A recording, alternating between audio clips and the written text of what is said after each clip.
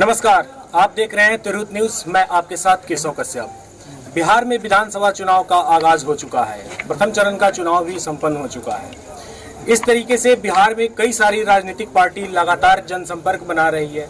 जिस तरीके से परंपरागत तौर पर बिहार में जो राजनीतिक पार्टी पहले से देखने को मिल रही थी, 2020 के विधानसभा चुनाव में कई सारी राजनीतिक पार्टियां उभर कर सामने आई है। ऐसे में बिहार विधानसभा चुनाव में एक नई पार्टी बहुत ही कम समय में उभर कर सामने आई है, वो है राष्ट्रीय जनजन पार्टी।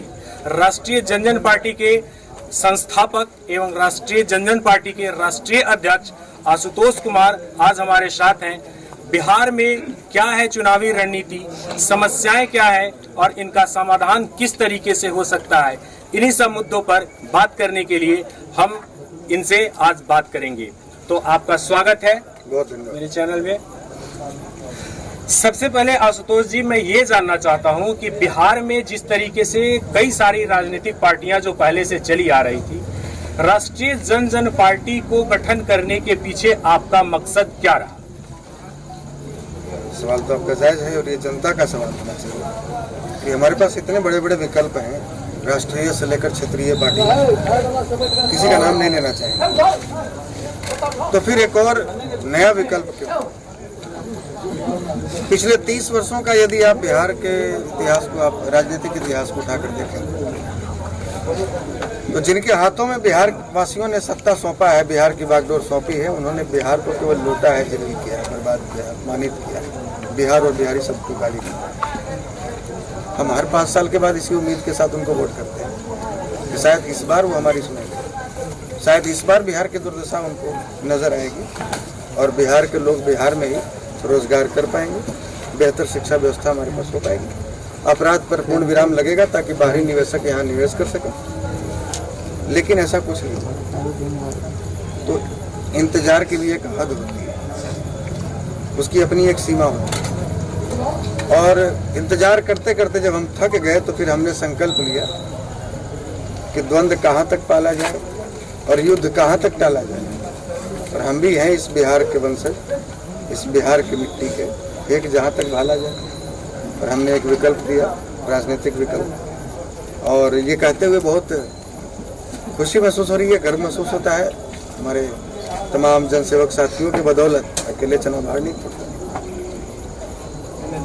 कि मेरी जानकारी के मुताबिक ये तीसरी ऐसी पार्टी है कि जिस दिन गठन हुआ उसी दिन पूरे प्रदेश में ये मैसेज चला गया कि बिहार में एक नया राजनीतिक विकल्प तैयार हो चुका है, तीसरा विकल्प तैयार हो चुका है। पहली पार्टी आम आदमी पार्टी थी, दूसरी पार्टी वाईएसआर कांग्रेस जो जगन मोहन रेड्डी जी बनाए आंध्रा, और तीसरी पार्टी राष्ट्रीय जनजन पार्टी, जिसके गठन के दिन ये तो और बृहद पैमाने पर होता है। लेकिन हमने कमिटमेंट किया था कि दिल्ली के ताल कटोरा स्टेडियम से हम इसकी घोषणा करेंगे, क्योंकि दिल्ली में लाखों की संख्या में जनसेवक अपनी पार्टी से जुड़े हुए, दिल्ली एनसीआर में रह रहे हैं, गुड़गांव में, नोएडा में, गाजियाबाद में, फरीदाबाद में। तो हमने ये प्रण किया था कि ताल कटोरा स्टेडियम से कम 20 से 30 हज़ार लोगों के बीच में घोषणा करें दिल्ली से, ताकि पूरे राष्ट्रीय स्तर पर एक विकल्प दिया जाए। लेकिन प्रकृति के आगे किसी का चलता नहीं है। लॉकडाउन और कोविड-19 की वजह से हमें पटना में सोशल डिस्टेंसिंग का पालन करते हुए प्रेस वार्ता के माध्यम से पार्टी घोषणा की। अक्सर ऐसा देखा गया है कि पार्टियां जब जो है सो गठित होती है तो कई सारे जो पुरानी पार्टियां होती है, आरोप प्रत्यारोप का दौर भी शामिल हो जाता है। ऐसे में ये अभी ऐसी बयानें आ रही हैं कि ये जो जनजन पार्टी है वह सवर्णों की पार्टी है। तो जरा हम इस पर आप प्रकाश डालें कि क्या ये किस तरीके से अन्य सारे समुदायों को लेकर के आगे बढ़ने में अपना योगदान देंगे? जो लोग आरोप लगा रहे हैं तो वो भी किसी न किसी दल से होंगे। जी बिल्कुल। अगर राजद वाले आरोप लगा रहे हैं तो ये कह सकते हैं कि वो यादवों की पार्टी है। हम आरोप लगाते हैं उन पर कि वो यादवों की पार्टी है, क्योंकि खुलेआम खुले मंच से लालू यादव कहते हैं कि हम यदुवंशी हैं और यदुवंशियों को प्राथमिकता देंगे। यदि लोजपा वाले कह रहे हैं तो हम कह सकते हैं कि वो दलितों की पार्टी है, क्योंकि वो उनके रामविलास पासवान जी के परिवार वाले ही दलित सेना चलाते हैं। और यदि जेडीयू वाले ये आरोप लगा रहे हैं तो हम साफ साफ कहना चाहेंगे कि वो कोयरी कुर्मी की पार्टी है, क्योंकि कुर्मी चेतना फ्रंट के बैनर तले राजनीतिक जीवन की शुरुआत करने वाले नीतीश कुमार की। और यदि बीजेपी वाले आरोप लगाते हैं तो उनके शीर्ष में जो बैठे हुए हैं देश के प्रधानमंत्री, हम लोगों ने कभी उनको अति पिछड़ा का बेटा समझकर प्रधानमंत्री नहीं बनाया। एक अच्छा शासक समझ के उन्हें देश की सत्ता पर बिठाया था। और प्रधानमंत्री जैसे ओहदे पर बैठने के बाद दिल्ली के लाल किला से वो भाषण देते समय कहते हैं कि हम तेली के बेटा हैं, हम अति पिछड़ा का बेटा है। तो इसका मतलब कि आपकी पार्टी अति पिछड़े की पार्टी है। तो ये आरोप प्रत्यारोप चलता रहेगा। एक बात और, ये अकाट्य सत्य है, क्योंकि हम नेताओं की तरह घुमा फिरा कर नहीं बोलते, हम साफ साफ बोलते हैं। हम फौज में 8 साल माँ भारती की सेवा किए और आज भी अपने आप को नेता नहीं, एक फौजी के रूप में देखते हैं। ये अकाट्य सत्य है कि भारतीय लोकतंत्र की ऐसी विडंबना है कि इसकी नींव ही रखी गई है जातिवाद के इर्द गिर्द। केरला जैसे राज्य जहाँ 95% लिटरेसी रेट है, जब वहाँ जातिवाद पीछा नहीं छोड़ रहा है तो बिहार तो बिहारी। यहाँ जाति देखकर टिकट का बंटवारा होता है, जाति देखकर वोट दिया जाता है, जाति देखकर फिर मंत्रालय बढ़ता है जीतने के बाद। तो जातिवाद पीछा नहीं छोड़ेगा। और ये बात भी सत्य है कि यदि हमारे पास दूध होगा अपना, तभी पड़ोसी दही लेकर जोरन जमाने आएगा। तो एक हमने प्लेटफॉर्म दिया, राजनीतिक प्लेटफॉर्म। आप किसी एक पार्टी का नाम बताइए, चाहे क्षत्रिय हो या राष्ट्रीय हो, जिस पार्टी के मंच से भाषण देते समय या उनके प्रवक्ताओं को लाइव डिबेट में या पैनल में जो बैठते हैं, कभी उनके मुंह से सवर्ण शब्द गलती से निकला हो, सामान्य वर्ग के अधिकारों की बात कभी गलती से की हो, नहीं की।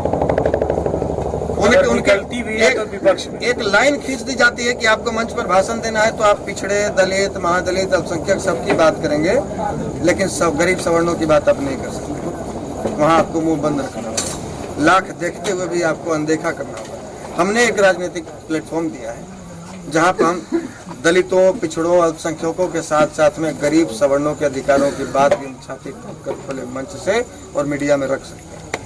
आशुतोष जी, जिस तरीके से बिहार की राजनीति का सवाल है, तो ऐसा देखा गया है कि कोई भी पार्टी सिंगल वो सरकार का गठन नहीं कर पाती है। यहाँ पर गठबंधन कहीं ना कहीं वो पार्टियां करती हैं एक दूसरे से। ऐसे में बिहार विधानसभा चुनाव को लेकर आप सिंगल पार्टी को लेकर के पूरे सीट पर अपने कैंडिडेट को उतारा है, तो क्या, और जिस तरीके से आप ये बता रहे हैं कि सिर्फ सवर्णों की, तो क्या सिर्फ सवर्णों के वोट के आधार पर आप बिहार में सरकार का गठन कर पाएंगे?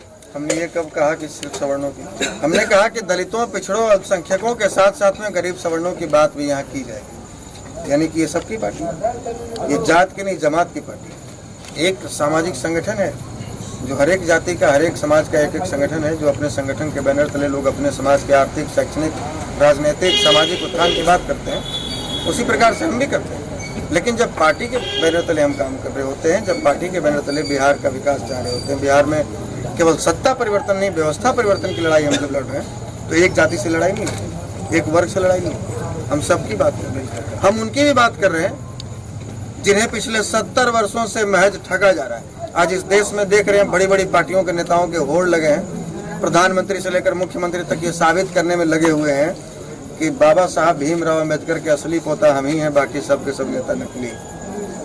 यहाँ दलित तुष्टिकरण की राजनीति चल रही है, लेकिन एक भी नेता का आप तस्वीर दिखा दीजिए, चाहे वो रामविलास जी तो स्वर्गवास हो गया, उनका नाम लेना उचित नहीं होगा, उनके बेटे जो सोना के चम्मच लेकर पैदा नहीं, तेजस्वी यादव अपने आप को दलितों का मसीहा कहते हैं, या नरेंद्र मोदी जी हो या नीतीश कुमार, दलित तुष्टिकरण की ही राजनीति चल रही है। एक भी तस्वीर या एक भी फोटो दिखा दीजिए जो किसी दलित बस्ती में घूमकर, स्लम एरिया में घूम कर वो कह रहे हो कि अपने बच्चों को स्कूल पढ़ने को भेजो, तभी तो ये आरक्षण का लाभ उठा पाएगा। उनका बच्चा यदि भेड़ बकरी सूअर चलाता रह जाएगा, ठेला रिक्शा चलाता रह जाएगा, तो आरक्षण का लाभ कैसे उठाएगा? हम उनकी भी बात कर रहे हैं, हम उनके अधिकारों के लिए भी लड़ रहे हैं, और साथ साथ हमें जो अपेक्षित नजरों से देखा जा रहा है, हम उसका भी प्रतिकार कर रहे हैं। और हम बिहार का यदि विकास चाह रहे हैं, हम यदि इस बीमारू बिहार को निकालना चाह रहे हैं, तो एक वर्ग से ये बीमारी को दूर नहीं किया जा सकता। सभी वर्गों का समर्थन, सभी वर्गों का सहयोग प्राप्त होना चाहिए। स्वतंत्रता प्राप्ति के बाद बिहार में कई सारी सरकारें बनी, कई सारी सरकारें गिरी। ऐसे में बिहार को अब भी बीमारू राज्य की संज्ञा से जाना जाता है, और बाहर के क्षेत्रों में जो बिहारी लोग होते हैं उनको वो सम्मान नहीं मिल पाता। अगर आप सत्ता में आते हैं, आपकी पार्टी अगर उस लायक होती है कि सरकार का गठन करती है, तो बिहार वासियों के सम्मान के लिए और बिहार में जो बेरोजगारी की समस्या है उसको दूर करने के लिए आपके पार्टी का क्या प्लान है? आज़ादी के बाद से ये समस्या नहीं रही। बिहार की खुशकिस्मती थी कि बिहार की मिट्टी में श्री बाबू और अनुग्रह बाबू जैसे लोग पैदा किए, जो आज़ादी के बाद जब तक वो शासन करते रहे, जब तक बिहार की सत्ता उनके हाथों में रही बागडोर, बिहार भारत के सबसे विकसित राज्यों की श्रेणी में था, ऊपरले पायदान पर था। और आज पिछले 30 वर्षों में लालू नीतीश का कार्यकाल यदि आप देखेंगे तो हमसे पीछे एक उड़ीसा था, वो भी रेंगते रेंगते हमसे आगे निकल गया। तो ये जितनी भी, जैसे आप देख लीजिए, चीनी मिलें, गत्ता मिल, जूट फैक्ट्री, सिल्क उद्योग, ये तमाम उद्योग धंधे बंद कर दिए गए। ये श्री बाबू के, अनुग्रह बाबू के कार्यकाल में लगाए गए और इन्हें ये संरक्षण नहीं दे पाए। आज तभी तो आप किसी भी स्टेशन पर जाकर देख लीजिए तो ट्रेन के जनरल डब्बे में भेड़ बकरियों की तरह लोग भर भर कर और यहाँ से पलायन हो रहे हैं रोजगार की तलाश में, गुजरात, सूरत, पंजाब, महाराष्ट्र। और ये तकलीफ का कारण है, और केवल मेरे तकलीफ का कारण नहीं है। बिहार की यदि दुर्दशा है तो इसका कारण केवल लालू नीतीश नहीं है, कहीं ना कहीं हम और आप भी, पूरी व्यवस्था है। लालू और नीतीश अपने खानदान वालों का वोट लेकर 15-15 वर्ष राज नहीं किए हैं, हमने और आपने वोट दिया, तो कहीं ना कहीं जिम्मेवार हम और आप हैं, बिहार की 12 करोड़ आवाम है। और यदि बिहार की इस दुर्दशा को देखकर भी आपके चैनल के माध्यम से बिहार के तमाम युवाओं से हमें गुजारिश करना चाहेंगे कि बिहार की दुर्दशा को देखकर यदि आपके मन में पीड़ा नहीं होती है तो लानत है आपके जवानी पर, लानत है आपके युवा कहलाने पर। आपको जगना पड़ेगा। बिहार बदलने के लिए तमिलनाडु, पंजाब, हरियाणा से युवा नहीं आएगा। बिहार बदलने के लिए चंद्रमा और मंगल ग्रह से युवा नहीं आएगा। बिहार के युवाओं को ही जगना पड़ेगा। लेकिन बिहार के युवा कैसे केवल चारपाई पे सोते समय सोचेंगे बिहार बदल जाए तो बदल जाएगा, खेसारी लाल, पवन सिंह का गाना सुनते रहेंगे तो बदल जाएगा, नेटफ्लिक्स पर मूवी देखते रहेंगे, पबजी गेम खेलते रहेंगे, दिन भर बैठ के ताश खेलते रहेंगे, बिहार बदल जाएगा। पहले अपनी मानसिकता को बदलनी होगी, आसपास के लोगों को बदलना होगा और निश्चित रूप से बिहार बदलेगा, निश्चित रूप से बिहार बदलेगा। बिहार के लोग इतने कर्मठी हैं, इतने ईमानदार होते हैं। बिहार क्रांति की भूमि रही है। लालू नीतीश को भले ही 30 वर्षों में नहीं पता चला हो, लेकिन आज़ादी से पहले महात्मा गांधी जी को पता चल गया था, तभी वो गुजरात से बिहार आए थे सत्याग्रह करने के लिए चंपारण में। ये क्रांति की भूमि रही है। और आपने जो सवाल किया कि आप रोजगार सृजन के लिए क्या करेंगे, आपको यदि लोग चुनते हैं तो आप लोगों को रोजगार कैसे देंगे। बिहार में औद्योगिक क्रांति की शुरुआत की जा सकती है। बिहार की मिट्टी उपजाऊ है, यहाँ हजारों लाखों फूड प्रोसेसिंग यूनिट्स बैठाए जा सकते हैं। हमारे माननीय मुख्यमंत्री जी भाषण में 5 दिन पहले बोले कि यहाँ उद्योग धंधे इसलिए नहीं लगाए गए क्योंकि बिहार में समुद्र नहीं है। तो उनको कहिए कि जरा आप इतिहास का पन्ना पलट कर देखिए, यही बिहार का राजधानी पाटलिपुत्रा जो आज पटना है, कभी विश्व भर के व्यापारियों का व्यापार जगत का केंद्र हुआ करता था। यही आपका नालंदा विश्वविद्यालय, जहाँ विदेश के, चीन के रिसर्चर नालंदा विश्वविद्यालय में एडमिशन लेने के लिए अपने यहाँ 10-10 वर्षों तक संस्कृत की तैयारी करते थे, पढ़ाई करते थे। और आज हमारे बच्चों को कोटा जाना पड़ता है पढ़ाई के लिए। आज हमारे लोगों को भेड़ बकरियों की तरह जाकर भरकर दूसरे राज्यों में जाना पड़ता है। और जाकर गुजरात को, गुजरात मॉडल किसने बनाया? बिहारियों ने बनाया। पंजाब को विकसित राज्यों की श्रेणी में किसने खड़ा किया? बिहारियों ने खड़ा किया। देश की राजधानी बिहारियों की वजह से चल रही है। और आज बिहारियों की दुर्दशा है कि दूसरे राज्यों में जाते हैं तो उपेक्षा की नजरों से हमें देखा जाता है। मानसिक और शारीरिक प्रताड़नाएं झेलनी पड़ती है। लोग ये समझते हैं कि बिहारी नहीं बीमारी है। आज देख लीजिए लॉकडाउन की वजह से क्या हुआ। दिल्ली से, पंजाब से, सूरत से हमारे मुख्यमंत्री जी बिहार में बात बात पर मानव श्रृंखला लगाते हैं। सरकारी आंकड़ों से लगभग 50 लाख बेरोजगार बाहर से आते हुए प्रवासी 40 से 50 लाख के बीच में लोग सड़क मार्ग से पैदल चल कर, चूंकि railway transportation, road transportation, air transportation, सारे यातायात बंद थे। हमारे मुख्यमंत्री जी बात बात पर मानव श्रृंखला लगाते हैं। स्कूली बच्चों को, स्कूली टीचरों को सड़क पर उतार देते हैं, हेलीकॉप्टर से फोटो खींचते हैं और दुनिया को दिखाते हैं कि इतने लोग हमारे कहने पर सड़क पर उतर गए। वो आपके कहने पर नहीं, आपके डर से उतरे हैं। आपके वो कर्मचारी, आपके वो वर्कर हैं, आपके सर्वेंट हैं, वो इसलिए आपके कहने पर, आदेश पर सड़क पर उतरे हैं आपके समर्थन में। तो 5 कुत्ता सड़क पर नहीं आएगा। अकेले चुनाव लड़कर देख लेते हैं। इनका बिहार में कहीं पोलिंग एजेंट तक नहीं मिलता। ये 15 वर्षों में बिहार में इतना कमाए। बात बात पर मानव श्रृंखला लगाते हैं। और प्रकृति ने इनको ऐसा तमेचा मारा कि तमिलनाडु, पंजाब, हरियाणा, यूपी से लेकर बिहार तक मानव श्रृंखला सड़कों पर। इसके पहले हम भी समझते थे, पूरी दुनिया समझती थी कि बिहार तो IAS IPS पैदा करने वाली फैक्ट्री। लोग समझते थे जी सबसे ज्यादा IAS और IPS बिहार से पैदा लेते थे, और आज इस कोरोना काल ने बता दिया दुनिया को कि बिहार लालू और नीतीश के शासनकाल में केवल बेरोजगार पैदा करने लगा। इस बात का तकलीफ है, और हम 2 लाख से लेकर 2 करोड़ तक के हजारों लाखों फूड प्रोसेसिंग यूनिट्स बैठाना चाहते हैं, लोगों को ट्रेंड करना चाहते हैं, प्रशिक्षित करना चाहते हैं। सरकारी स्कूलों में जो शिक्षा की व्यवस्था जो नीतीश कुमार ने चौपट की है, आज इनके स्कूलों में शिक्षकों को यह नहीं पता कि बिहार के मुख्यमंत्री का नाम क्या है, यहाँ के राष्ट्रपति का नाम क्या है भारत का, ये इनके टीचर को नहीं पता। हमारे बच्चों को क्या पढ़ाएंगे, उसकी व्यवस्था सुदृढ़ की जाएगी। शिक्षा के क्षेत्र में भी बिहार काफी देरी है। बिहार की स्थिति तो ऐसी है कि अगले 40 वर्षों तक शायद जी तोड़ मेहनत करना पड़ेगा, अथक प्रयास करना पड़ेगा, तब शिक्षा के क्षेत्र में पटरी बना पाएंगे। ये नीतीश कुमार जी का दिन है, केवल अपने वोट बैंक के। आशुतोष जी, बिहार में विधानसभा चुनाव हो रही है, आचार संहिता लागू हुई है, 2 बहुत बड़ी घटनाएं बिहार में अभी जो घटी है, मुंगेर में जो गोलीकांड हुआ है और शिवहर में जो एक प्रत्याशी की हत्या कर दी गई है, तो क्या यह बिहार में प्रशासनिक कमजोरी या सरकार की फिर जो एक ऐसी नीति को उजागर करता है कि कहीं उसका माफिया सरगनाओं पर कंट्रोल नहीं है, इस तरीके से जो उम्मीदवार हैं, कैंडिडेट हैं, उनकी हत्याएं हो रही है, तो इसको लेकर के सर ये सवाल तो सरकार से कर दीजिए, और माफियाओं पर ये कैसे पूर्ण विराम लगाएंगे, अपराधियों पर ये अपराध पर पूर्ण विराम कैसे लगाएंगे? ये अपराधियों के बदौलत सत्ता में आए। बिहार में जितने अपराधी पैदा लिए, चाहे भूमिहार जाति के हो, राजपूत जाति के हो, यादव जाति के हो, मुसलमान जाति के हो, जितने भी अपराधी पैदा लिए वो सब पैदा किए हुए लालू यादव के हैं, और अपने सत्ता में बैठे रहने के लिए उनको संरक्षण नीतीश कुमार ने दिया है।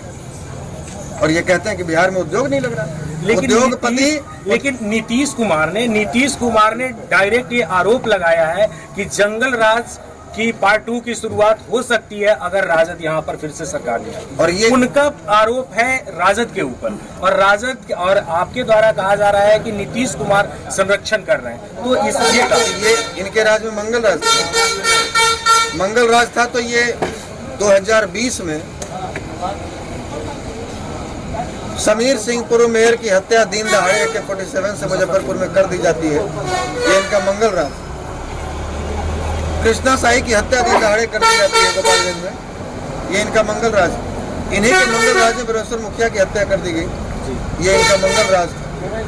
और अभी एक प्रत्याशी जो स्वयं जिला पार्षद, मुखिया, उनके भतीजे जिला पार्षद, एक अच्छा वजूद रखने वाले व्यक्ति श्री नारायण सिंह जी शिवहर में जो चुनाव लड़ रहे थे, चुनाव प्रचार के दरमियान में उनकी हत्या कर दी गई, ये इनका मंगल राज। आए दिन 1 दर्जन लड़कियों का बलात्कार इस बिहार में होता है, 1 दर्जन लोगों की हत्या होती है।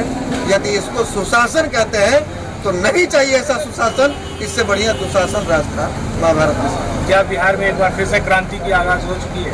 निश्चित रूप से बिहार की 12 करोड़ आवाम और खास करके 7 करोड़ युवा बिहार में केवल सत्ता ही नहीं, व्यवस्था परिवर्तन करने के लिए आतुर दिख रहे हैं, बेचैन दिख रहे हैं, और इस बार कुछ न कुछ आपको नया दिख रहा है। जिस तरीके से ये कयास लगाए जा रहे थे कि आप स्वयं जो है सो कभी चुनाव नहीं लड़ेंगे, तो आपकी धर्म पत्नी को आपने बछवाड़ा बेगूसराय से उम्मीदवार के तौर पे नामांकन कराया है, और आज देखा भी गया है कि जो रोड शो हुई है उसमें अपार जन समर्थन भी मिला है।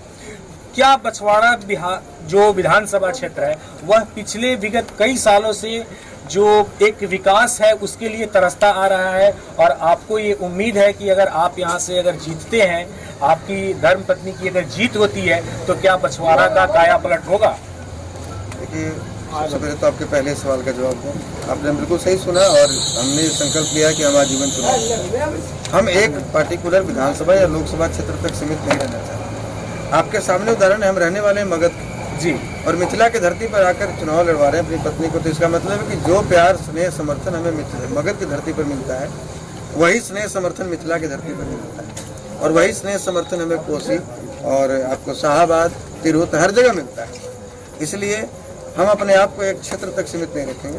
हाँ, यहाँ के लोगों की डिमांड हुई कि आप चुनाव लड़िए, तो हमने एक विकल्प के रूप में कि ठीक है, मैं नहीं तो मेरी प्रतिबंध हमारी पत्नी चुनाव लड़ेंगी और वो यहीं की होकर रहेंगी, यहाँ के सुख दुख में भागीदारी सुनिश्चित करेंगी, यहाँ के वो संकल्पित हैं इसके लिए और वो काम करेंगे।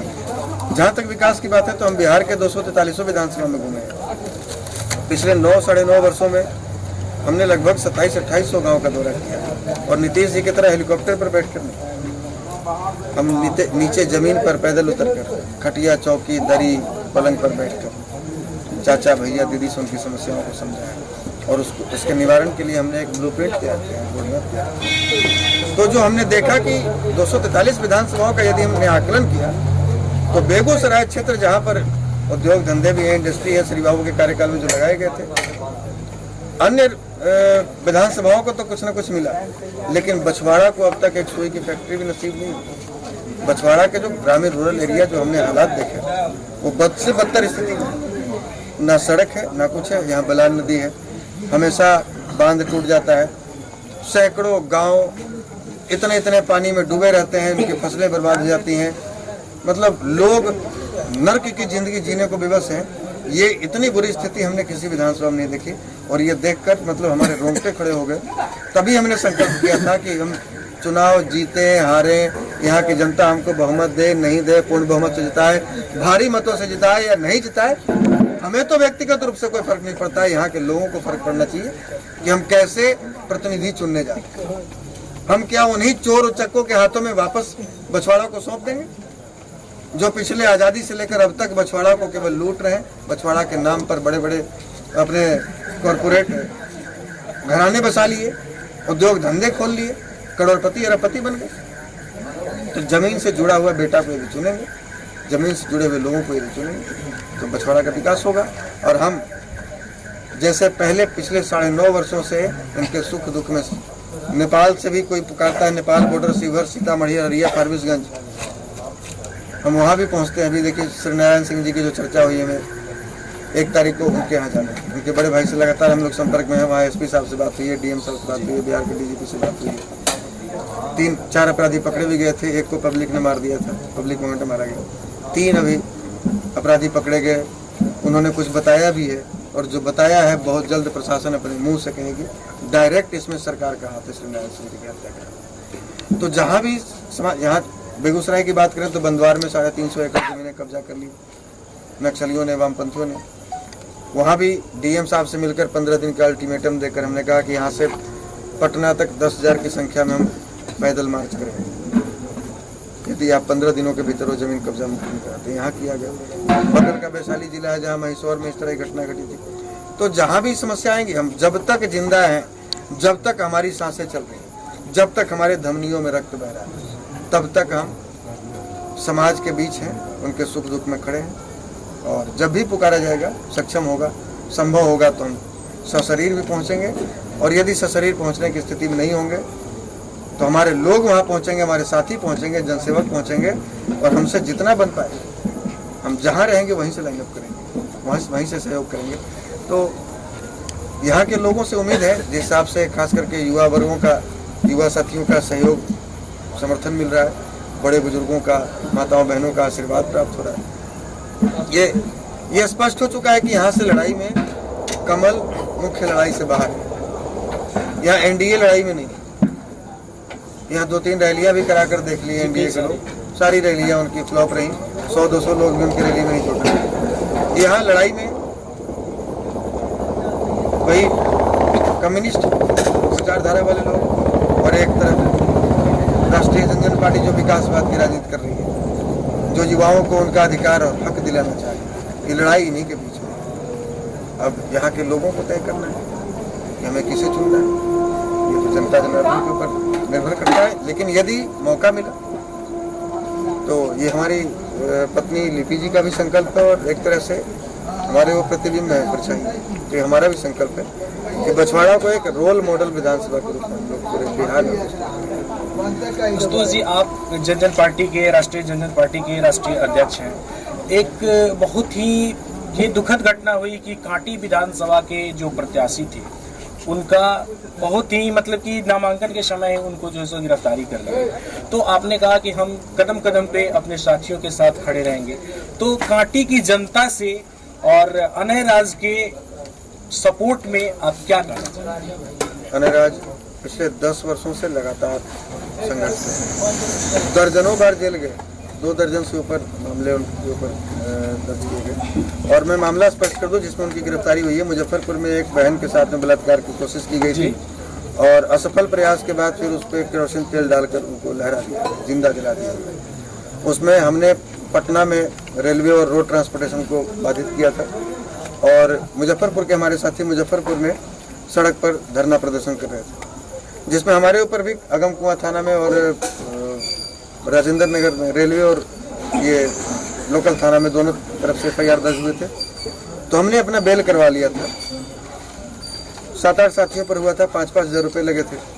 हमने सबका बेल करवाया और अनय राज जी प्रोसेस में थे। बेल समय नहीं मिल पाया, भागदौड़ में रहे, बेल नहीं हो पाई थी, लेकिन इन्होंने फाइल कर रखा था। तो ये सोचने वाली बात है कि जो व्यक्ति खुद हर रोज सड़कों पर हजारों लोगों के बीच में, आप उसको गिरफ्तार तब नहीं कर रहे और जिस दिन नॉमिनेशन करने जाते हैं तब आपको आसानी से लगता है कि अब ये पकड़े जाएंगे। तो ये पुलिस की नाकामी है और सरकार की मंशा पर सवाल खड़ा होता है कि जो काम आपको करना चाहिए था, अपराधी को पकड़ना चाहिए था, आप नहीं पकड़े, आप उनको संरक्षण दे रहे थे।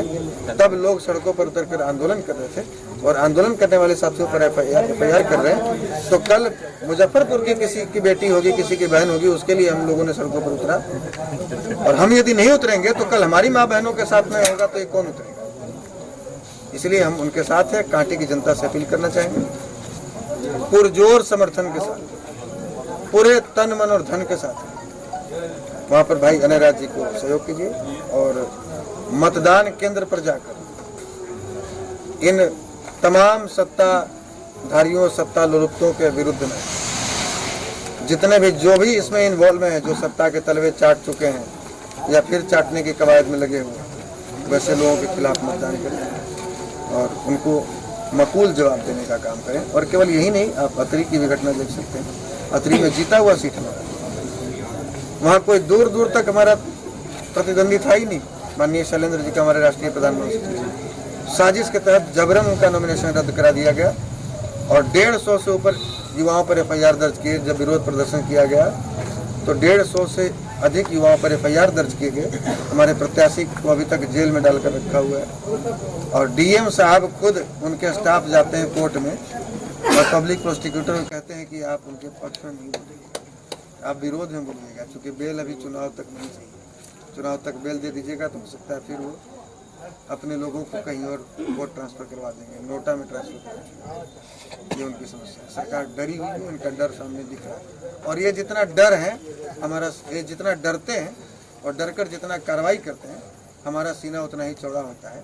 कि आपको पहली बार किसी से डर लग रहा है नीतीश जी, आप पिछले 15 वर्षों से बिहार की सत्ता में हैं और पहली बार किसी से आपको डर लगा है और ये डर अच्छा है, आपको लगना चाहिए था बहुत पहले, अब लग रहा है।